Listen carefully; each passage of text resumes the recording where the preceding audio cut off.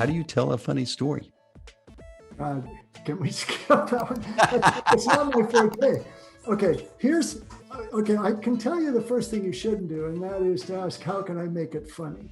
Yeah. Because funny is actually humor more than anything grows out of the truth, okay?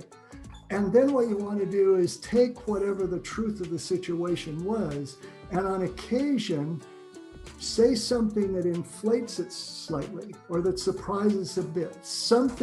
That's why self-deprecating humor is some of the best kind. You don't want to be making fun of others. Occasionally you can get away with it, especially if you've gotten to know your audience.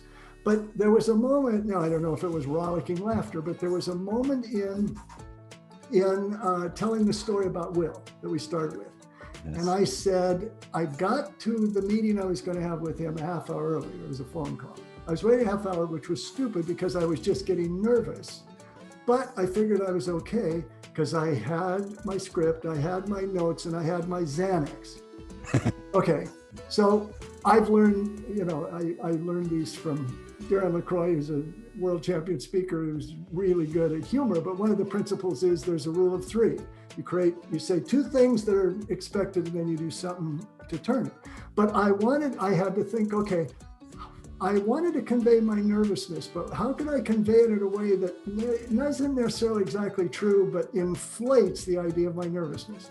Now, I didn't really take Xanax before the thing. I don't really take Xanax, but it was just, everything I said in that, except the Xanax, was true. I was there a half hour early, and I did have the script, and I did have my notes, and I was nervous as hell.